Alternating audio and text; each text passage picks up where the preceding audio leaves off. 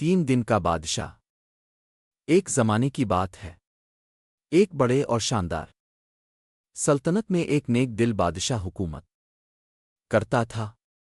وہ انصاف پسند رعایا کا خیال رکھنے والا اور علم دوست شخص تھا، لیکن اس کی سلطنت کے کچھ درباری اور وزراء طاقت کے بھوکے تھے۔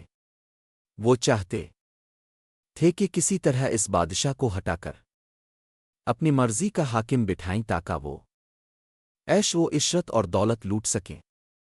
درباریوں نے ایک چالاک مگر ظالم آدمی کو نیا بادشاہ بنانے کا منصوبہ بنایا۔ وہ جانتے تھے کہ یہ آدمی کمزور عقل ہے اور صرف عیش و آرام چاہتا ہے۔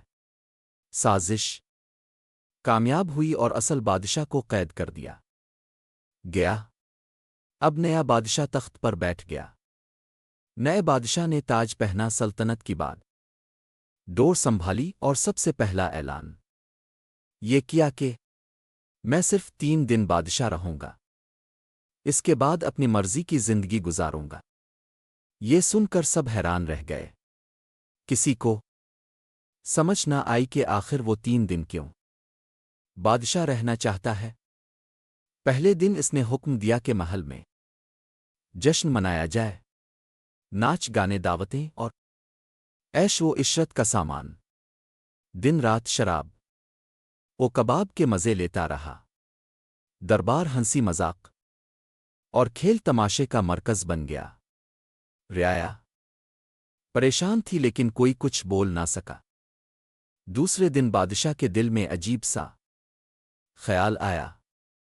اس نے کہا، مجھے پتا ہے میں کل سے بادشاہ نہیں رہوں گا، تو کیوں نہ ایسا کام کروں کہ لوگ مجھے یاد رکھیں۔ اس نے رعایا کے مقدمے سنے، غریبوں میں سونا چاندی تقسیم کیا، مظلوموں کو انصاف دلایا۔ اس نے ہر طرف خوشیاں بانٹیں۔ لوگ دعائیں دینے لگے اور حیران تھے کہ ایک دن پہلے یہ بادشاہ موج مستی میں تھا اور آج رعایا کا مسیحا بن گیا ہے۔ تیسرے دن بادشاہ نے سب کو جمع کیا اور کہا، میں جانتا ہوں یہ تخت، یہ محل، یہ دنیا کی زندگی سب عارضی ہے، اصل بادشاہی اللہ کی ہے۔ میں نے پہلا دن اپنی خواہشات پر ضائع کیا، دوسرا دن لوگوں کی خدمت میں گزارا، اور اب تیسرا دن میں اپنی آخرت کی تیاری میں گزاروں گا۔ اس نے محل کے قریب ایک سادہ سا گھر بنوایا، قیمتی لباس اور زیورات اتار کر سادہ کپڑے پہن لیے۔ دن رات اللہ کی عبادت اور توبہ استغفار میں لگا رہا۔ 3 دن کے بعد وہ تخت چھوڑ کر ایک عام انسان کی طرح زندگی گزارنے لگا۔ لوگ اسے ہمیشہ یاد کرتے رہے۔